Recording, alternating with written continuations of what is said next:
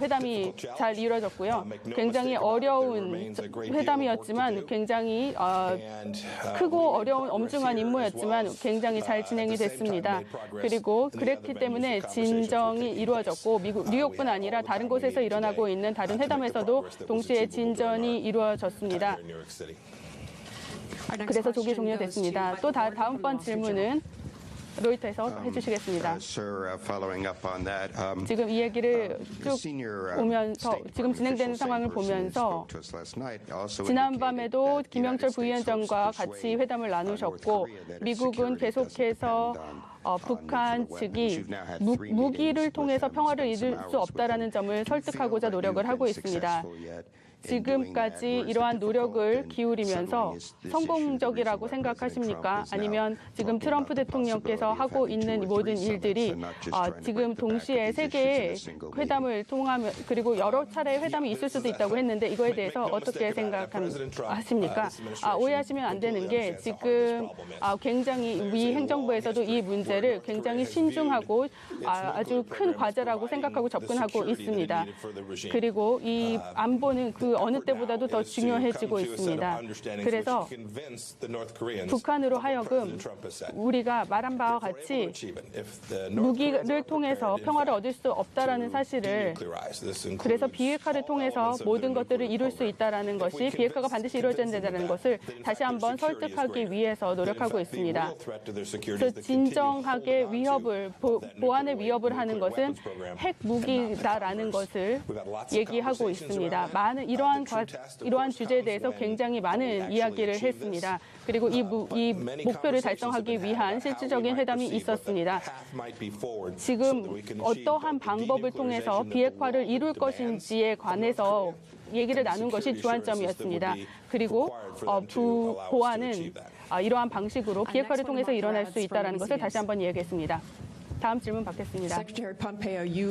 폼페이 장관님, 이 정상회담을 앞두시고 내일 서신을 전달한다고 말씀을 하셨고요. 그리고 또 지금 부위원장님을 만나서 같이 실제로 눈을 보고 면대면으로 얘기를 하셨는데요.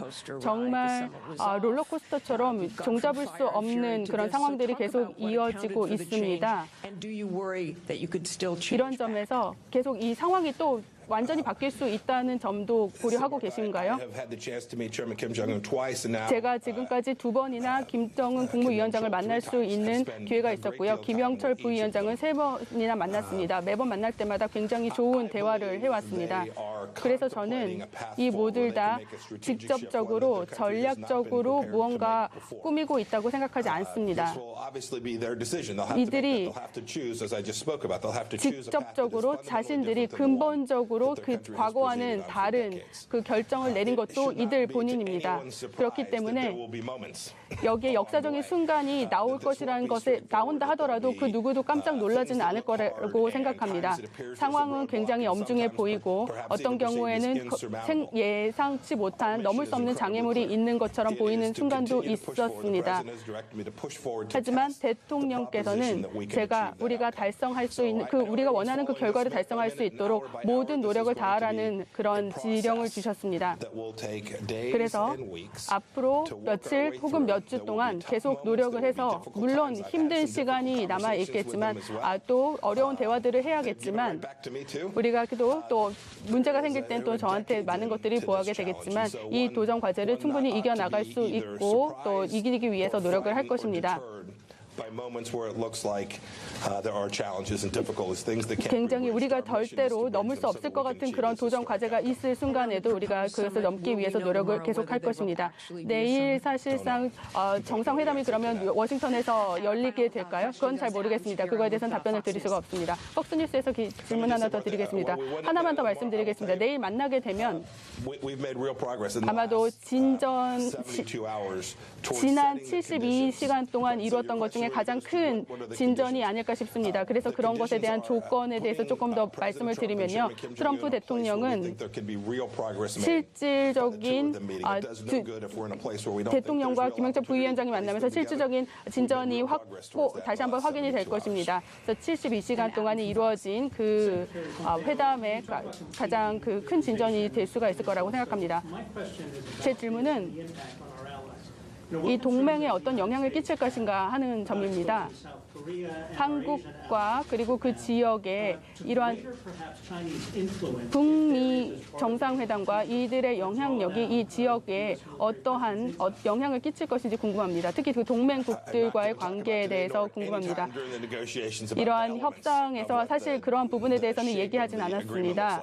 이 합의문에 대한 얘기도 하지 않았었고요. 이러한 부분들은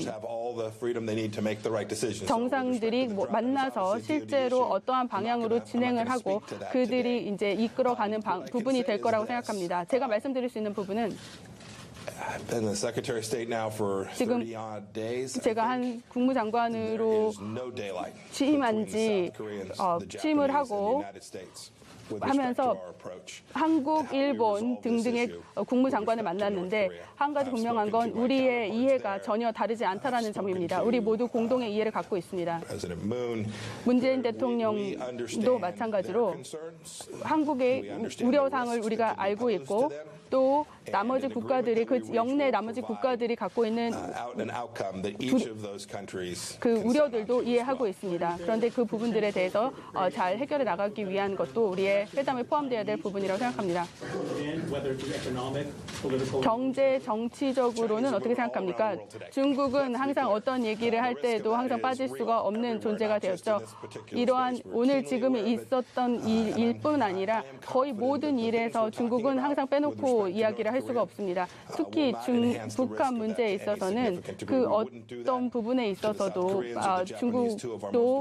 중국과 일본이 또 중요한 역할을 하고요. 이들도 이 영내에서 가장 중요한 동맹이라는 것은 분명한 사실입니다. 대단히 감사합니다.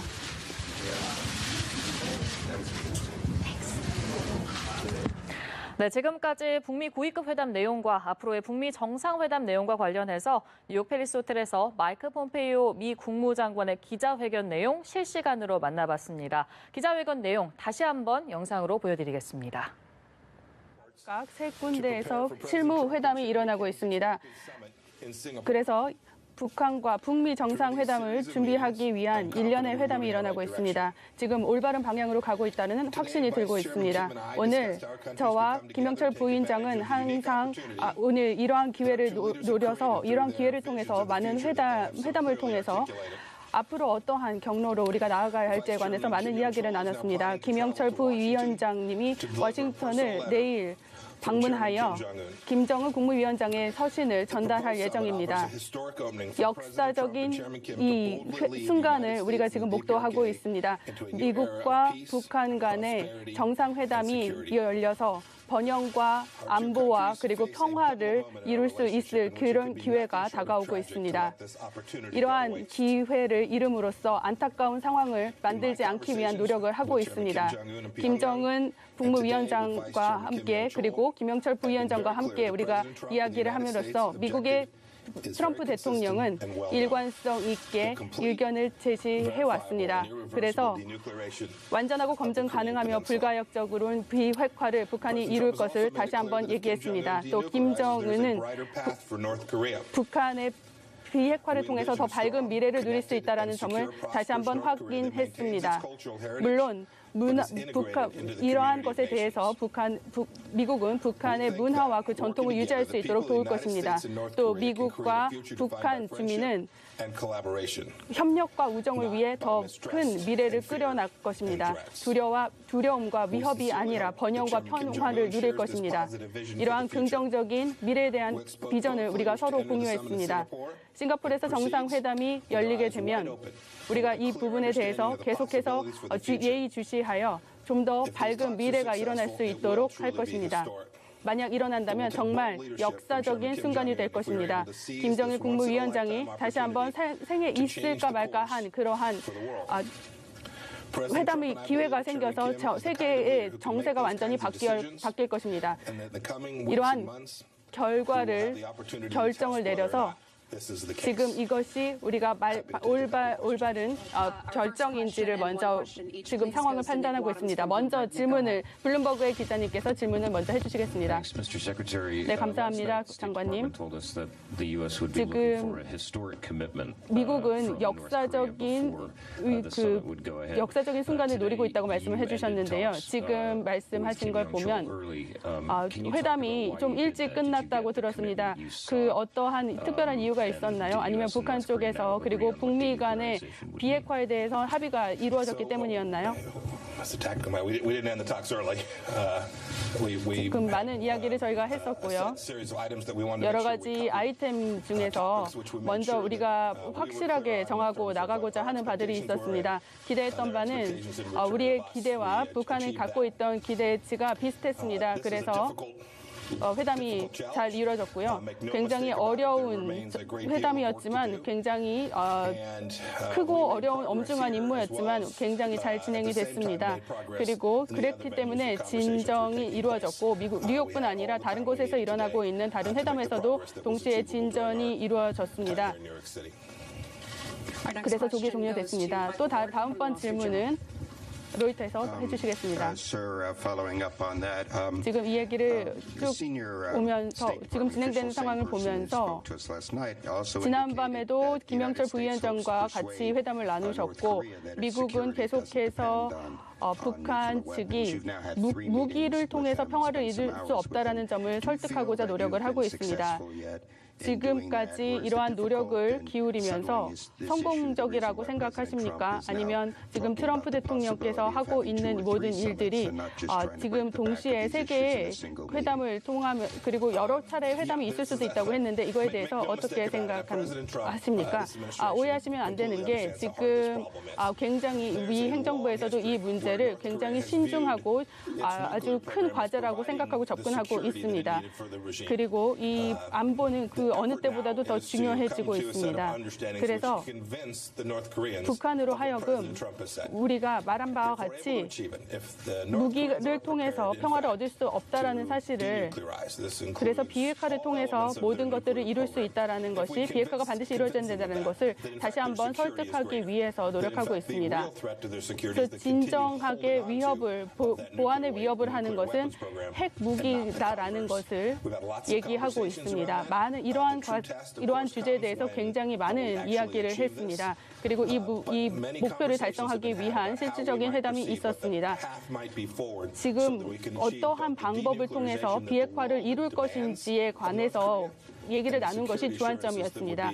그리고 보안은